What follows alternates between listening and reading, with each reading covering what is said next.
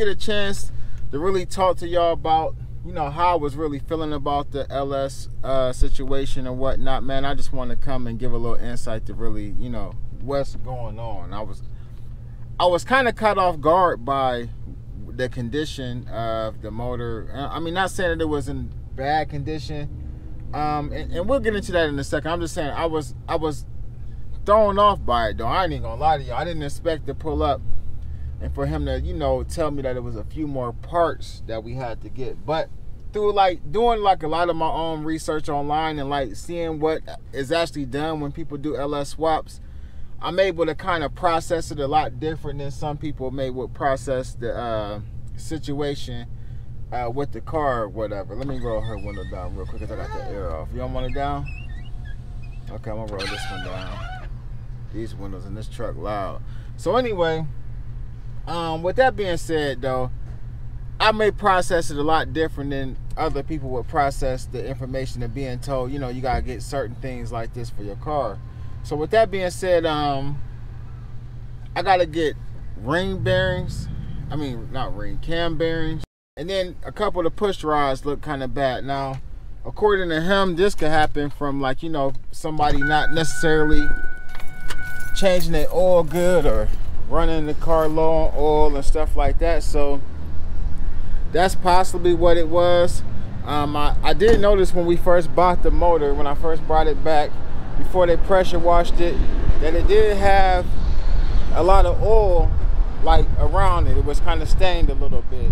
So I figured, like, you know, a lot of those 5.3s and stuff, they did leak around the valve covers and stuff like that. So that was definitely a thing. So I really wasn't really alarmed by that. But, you know, once it got open, see that it probably had been ran terrible as far as the upkeep of the oil. So the motor, according to the yard I bought it from, it ran when I bought it. They pulled it out of the truck and it ran, they tested it, everything.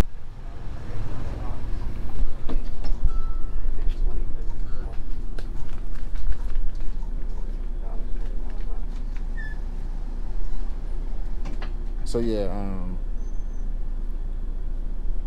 but I got a whole new gasket set, so eventually we was gonna open up some of it anyway.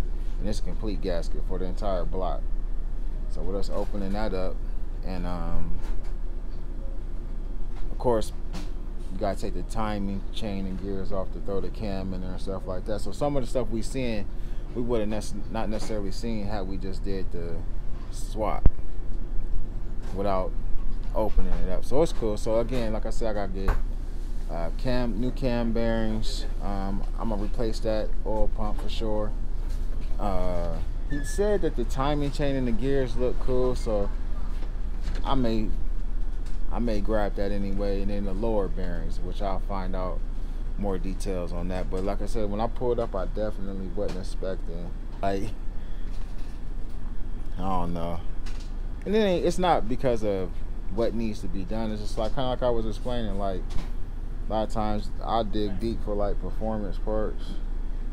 Something that's gonna add like more horses or something like that, get some more torque out of it here or there. But you know, a lot of just maintenance stuff, man. I'm just ready for, I'm not necessarily ready for the car to be done.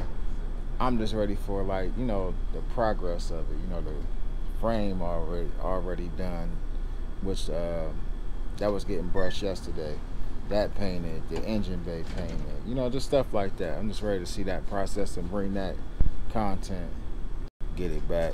I gotta get my garage situated for when I was doing clean outs. I got like a whole bunch of I got a central air unit in there, a whole bunch of just other junk that I need to either throw away or sell, a whole bunch of window air conditioner still in there. So once I get that situated or whatever, it'll be cool. Plus I want to go ahead and cement it before the car comes back to the house.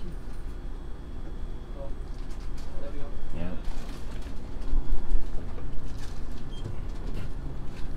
So about to get robbed at this pump.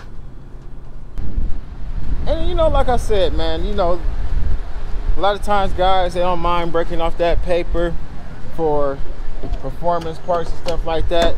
But you know, we gotta have that same willingness to break that money off when it's time to do some maintenance to these cars too.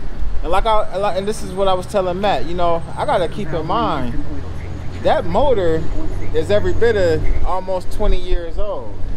So it ain't like a lot of this stuff ain't in a lot of these guys LS's when they open them up the way that I'm opening mine, you know. And there's plenty of videos on YouTube where I see guys changing the same thing. Like, I'm not sure, I gotta go back and look at some of the videos.